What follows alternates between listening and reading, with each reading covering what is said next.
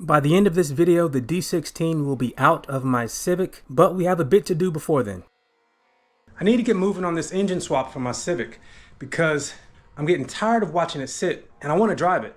So today I'm going to do some things to push things along a little bit. It has been sitting long enough to sort of become a shelf for one of my other hobbies, but they're going to be moved upstairs and I'm going to spend today jacking it up, maybe looking over the engine a little bit and draining some fluids.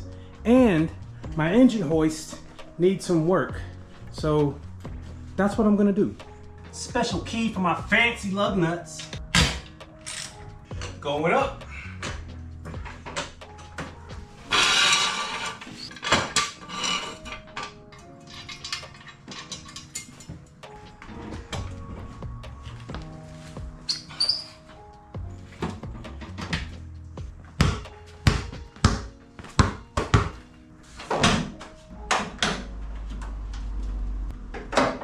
The lovely D16 Z6. I don't know what the future holds for this engine, but I'm looking forward to it coming out of my car.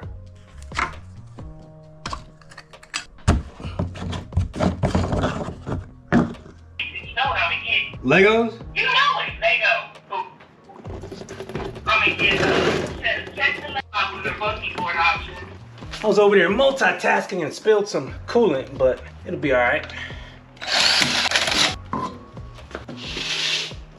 Now that I made a mess draining that coolant, I'm gonna see if I can replace this. My hoist lifts just fine, but it leaks down. And rather than try and replace seals for like, I don't know, 60 or 70 bucks, I was able to buy a new jack portion. So it looks pretty easy to install because there's only a bolt there and a bolt there that I need to remove.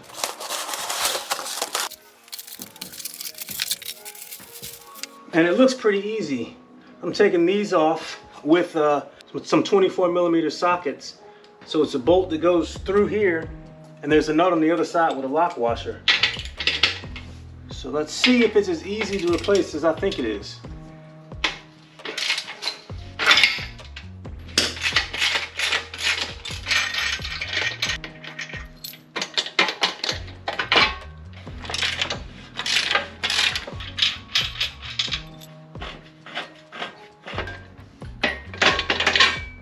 Something to note on mine is the upper bolt is shorter than the lower bolt. So I should be able to just take it out. A quick reality check on the new one, and they look to be very similar dimensions. So this is gonna be very easy. So I guess I'll try putting in the bottom first.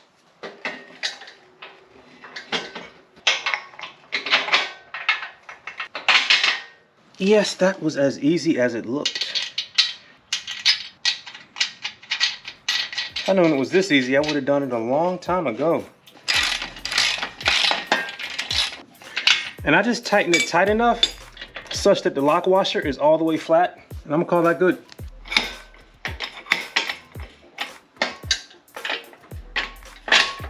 That is a good way to do it. So I'm gonna tighten this down and see if there's any bleeding procedures that I need to follow before I use it. And there are some bleed procedures they want you to do, so I'm gonna do that right now. Easy enough. One step closer to swapping that engine, bit by bit. So I got a little time this evening to spend on the car, so I'm gonna start taking off some accessories and some of the things I need to take off to pull the engine out. I'm gonna start with the radiator and the radiator hoses.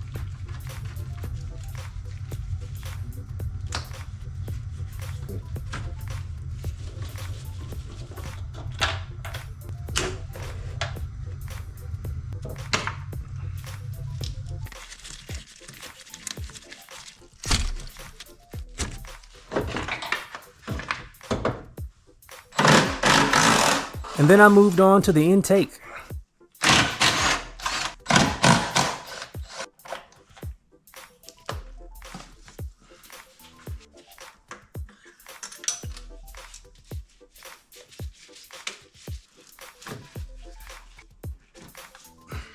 Probably a good time to go ahead and take out the battery.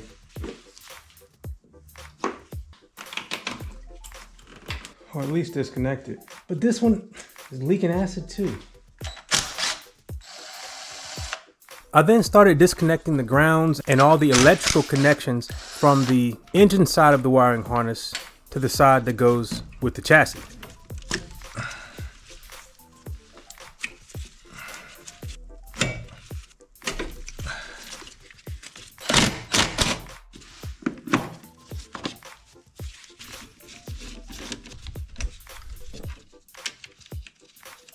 Let's see, does that free this up? It does. And here I'm disconnecting the electrical connections that go to the starter.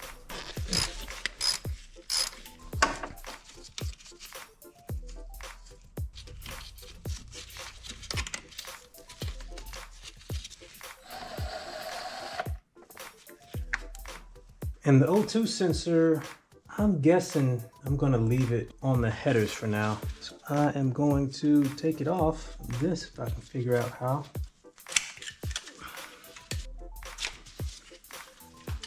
That's it for tonight. It wasn't much, but it was progress, and every little bit counts.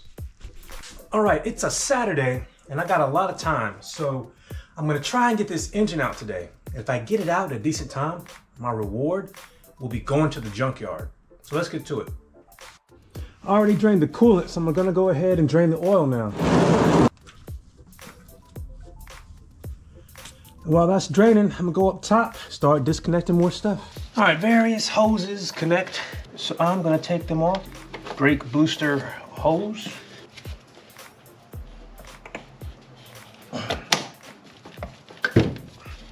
Release the throttle cable. Come on out.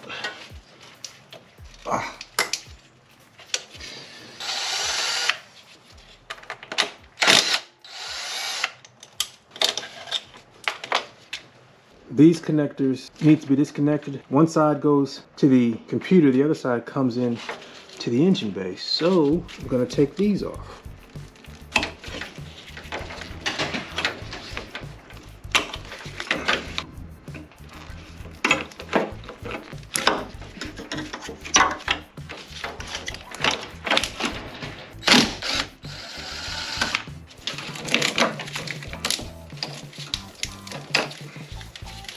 Remove the fuel line. This is a 22 millimeter.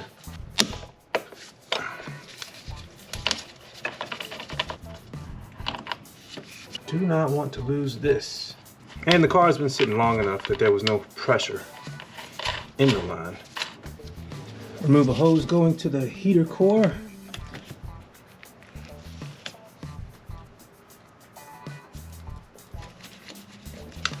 Might get a little bit of coolant leak. And we do. Oh well. The other heater core hose routes up under the distributor, so it's going to be easier to remove it here. Ha! Got lucky on that drop.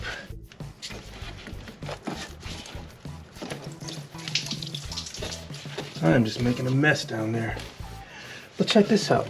I didn't realize that this wasn't connected. So this is for the valve. That might explain why the heat was not the best. Removing the clutch line, the mounting bracket first. Slave cylinder.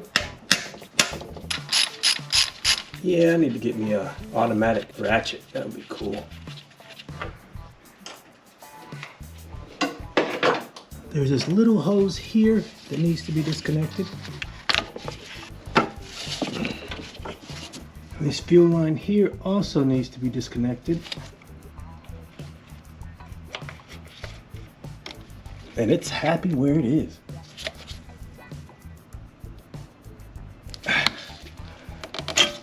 Set it out of the way. And I think that's everything up top. Clutch, fuel line, wiring harness, brake booster, throttle cable. I think I can go down low now.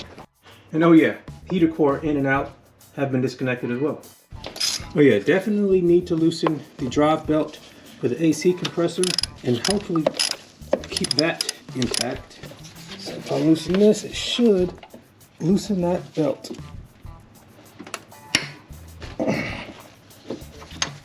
But it's funny because that belt goes around the mount that's on this side. So that will definitely have to come off too. Let's take this whole pulley off. I don't know if that is the advised way, but that makes it easy to get this belt off. Next, I'm going to take off the AC compressor. That was a 14 M&M.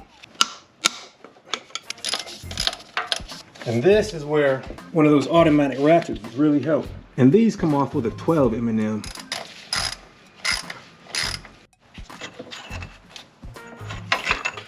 It's just 2 more bolts, one here and one that goes through here, that's holding the compressor to the compressor bracket. So I need to remove these 2 and then the compressor will be free.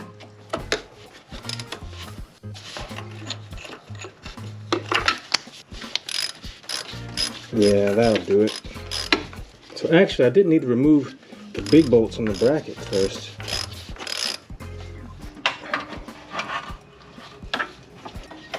Alright, so now that's free, for better or for worse. I'm now going to take off the bolt holding this mount because it gets in the way when you're installing and uninstalling the engine.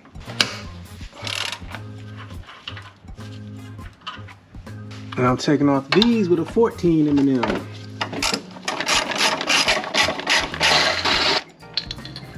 So now I just have to remove the other 2 bolts on the AC compressor bracket, and this whole section comes off.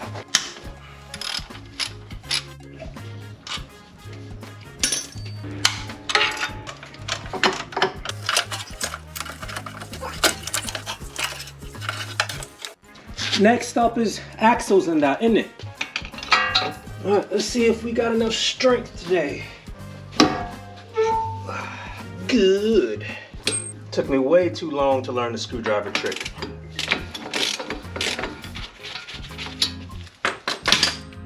I used to really struggle with this.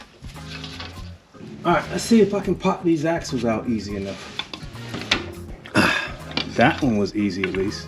And I probably should have drained the transmission fluid. Yeah, let's go ahead and do that. Now I have recently swapped the transmission fluid, so I know that the top comes out. Probably gonna look really clean. Looks sorta clean.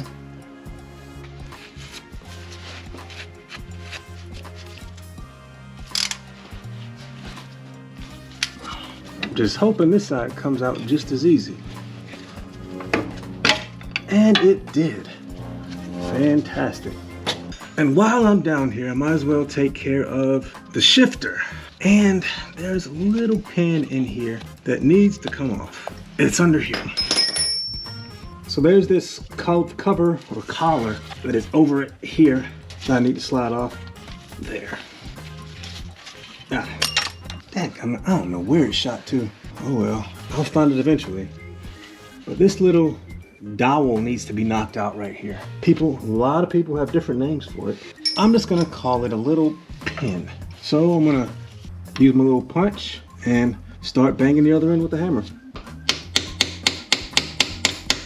If you're watching this and one of your first times doing it, the first couple hits you're gonna think it's not moving, but it starts moving.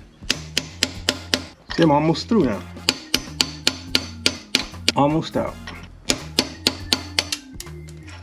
And that is what it looks like. And with it out, you can separate this. So it comes out of this. Let me see if I can push it back in with something else. So now it is separated and is laying right here. This one's a lot easier. This can be taken off with a 12mm.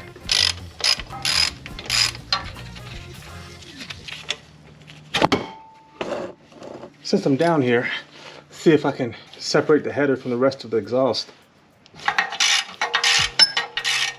Nice.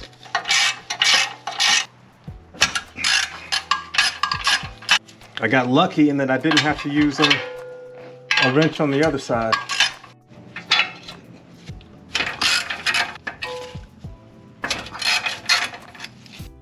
And these are all 12 M&Ms. I'll start on the outside and work my way towards the inside.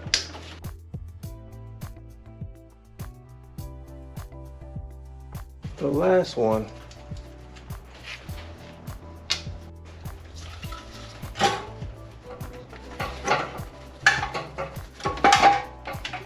pull it out, let it hang, go down below and remove it. And I dropped one of these, but I'm going to go ahead and put the nuts back on. Don't want to lose anything. I've seen people drop the engine out the bottom and then pull it up from the bottom to install it. I can do it from the top, and my car isn't so high that I'll have enough room to drop it out. So I'm going to do it from the top.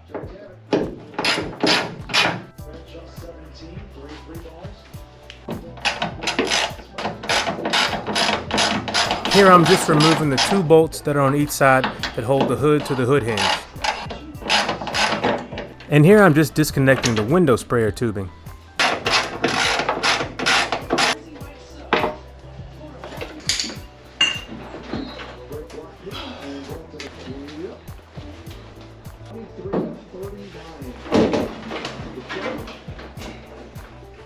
So with the header out of the way, you can see this, I'm gonna call it a T-bracket, and there are 4 bolts attached to it.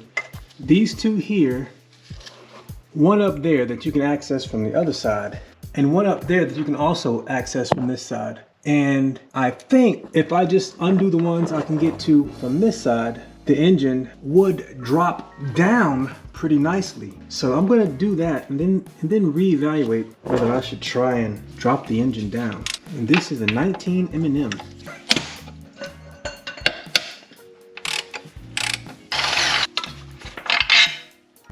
This is the last one that is attached to the engine side of that bracket, and it can be accessed from the passenger side.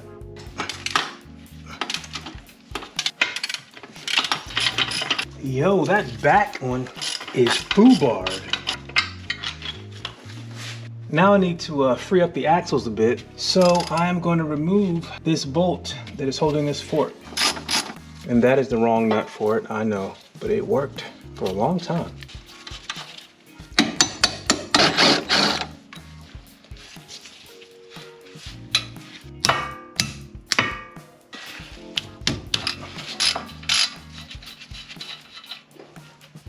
Actually, no, I'm gonna leave it on in hopes that I can pop it up right quick. Yeah, boy.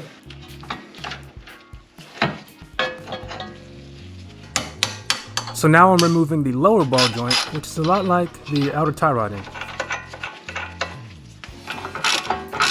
Wait, it's already loose? Get out of here.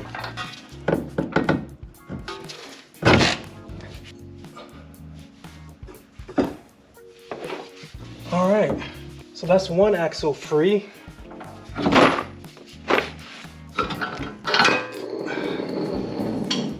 You do not need to be hanging like that. Let's see if I can get by with just taking this off and this off on this side. Yeah, this side went a lot faster. All I had to do was remove the lower control arm bolt and the lower ball joint, and the axle came right out. So now I can get to this last T-bracket bolt. Yeah, this one is actually a 17 M&M. And I should have done that one first.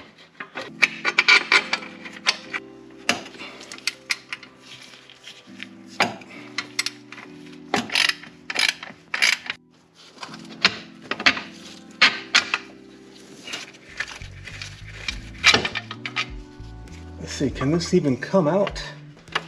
It looks like it's meant to drop in with the engine. I really want to try dropping it out the bottom, but dragging that thing across the floor is going to be a pain, and sliding the other one up under there, pull up, is going to be a pain. So I'm familiar with doing it from the top, so I'm just going to do it from the top. But I can see how it would be easier if you can get the car up high enough and you have a different setup. But I'm going to remove this, start undoing the 3 remaining mounts, and I think it's time for this bad boy to come out. So I'm going to completely remove this bracket. Yeah, these bushings are toast. Look how cracked it is. I don't know if you can see that.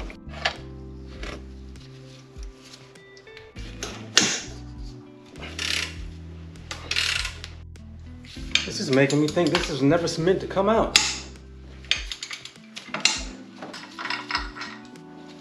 Last one. I'm gonna set the cruise control motor aside. I really hope I can preserve cruise control on this car.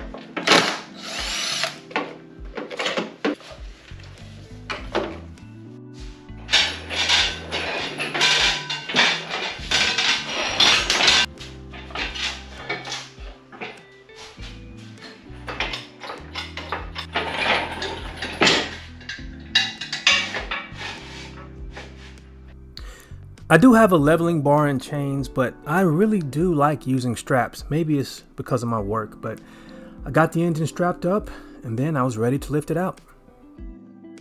All right, here's the moment of truth. All right, it's hanging.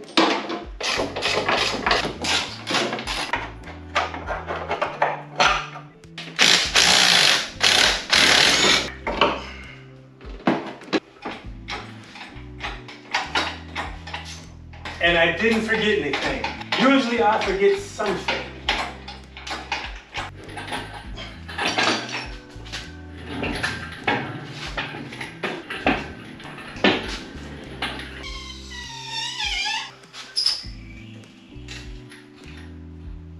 This D series has had a good life. And maybe there's more life in it, but it's gonna need some work. And with that, I am going to bed. That was one of my longer videos, but now the D16 is out. In the next video, the B18 goes in the Civic. If you'd like to follow along, hit subscribe. If you'd like to see how I got to this point, check out the playlist. Thanks for watching. Take care.